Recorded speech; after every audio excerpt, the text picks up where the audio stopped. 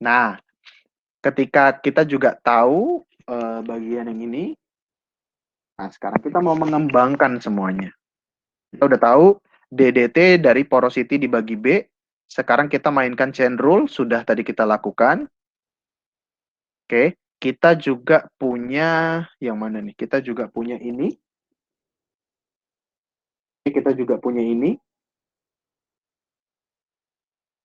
Kita juga punya ini. Berarti sebentar. Ini 1/B udah. D dot T di DP dot T. Ini. Jadi dia mengutak-atik lagi gitu ya.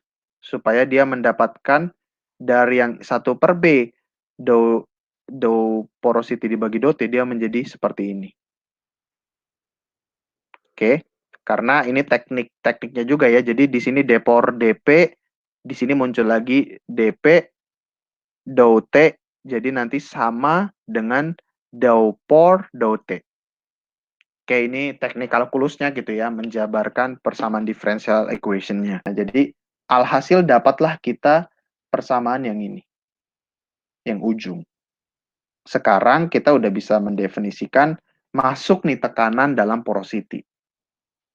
Thus, oleh sebab itu, sekarang persamaan aliran kita, ya persamaan aliran kita kini direpresentasikan dengan hal ini.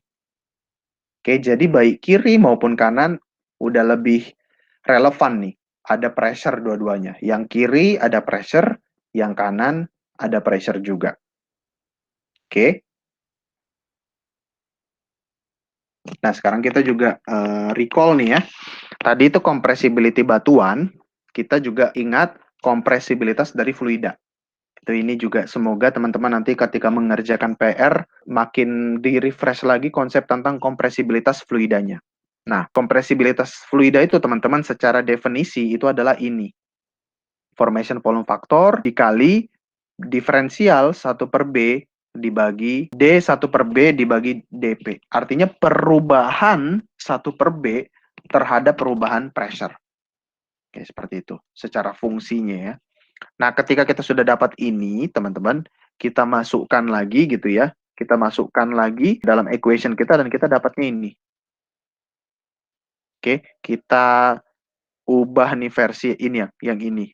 D1/B dibagi DP. Oke, kita masukkan yang ini. Artinya kita dapat ini. Oke, dan finalnya kita dapat ini.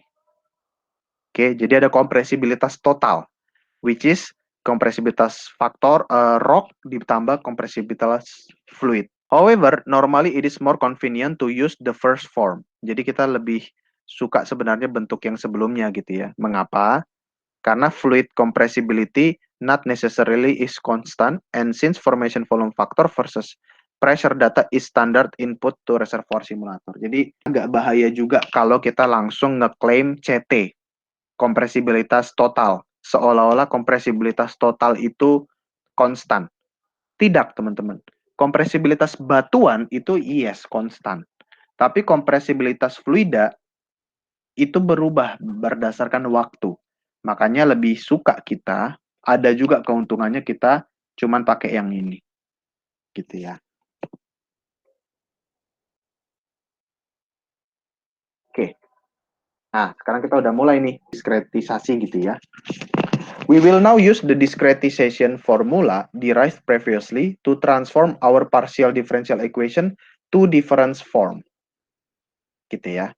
For convenience, we will drop the time index for unknown pressure so that if no time index is specified, T plus delta T is implied. Gitu. Jadi kita mau ngedrop dulu nih waktunya. Kayak kita mau hilangkan TT-nya gitu ya, si unsur waktunya gitu. Nah, ketika itu kita asumsikan, maka yang ada di benak kita T yang kita maksud adalah T plus delta T. Gitu. Jadi udah ada perkembangan waktunya gitu ya, makanya T plus delta T. Nah, the single phase flow term adalah ini. Gitu ya.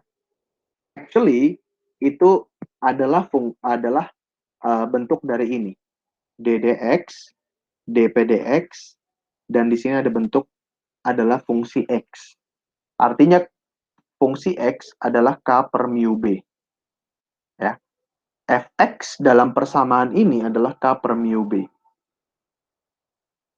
Nah, kita tahu nih teman-teman dalam perkuliahan sebelumnya gitu ya, kalau kita punya bentuk ddx dari something fx dpdx gitu ya, pada titik I, maka kita kembangkan itu definisinya menjadi ini.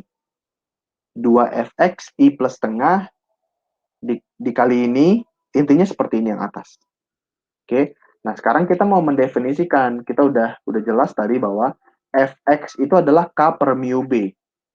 Oke, K per mu B kita insert, kita masukkan, dan kita dapat seperti ini. Oke, seperti itu. Nah, sekarang kita pengen mendefinisikan hal baru yang namanya transmissibility. Ya, kemampuan batuan untuk mentransmit fluida. Intinya seperti itu. Kemampuan reservoir kita atau zona reservoir kita untuk mentransmit fluida. Gitu ya. Di bayangan kita transmissibility bisa kalian bayangkan mirip-mirip permeability, tapi lebih komprehensif. Gitu ya. Kalau permeability itu kan sifat batuan saja. Tapi transmissibility ini lebih kompleks. Itu nanti yang akan kita definisikan. Ya, intinya transmissibility adalah kemampuan section dari suatu reservoir untuk mentransmit aliran fluida. Ya. Nah, sekarang kita mau bahas nih, transmissibility itu apa sih?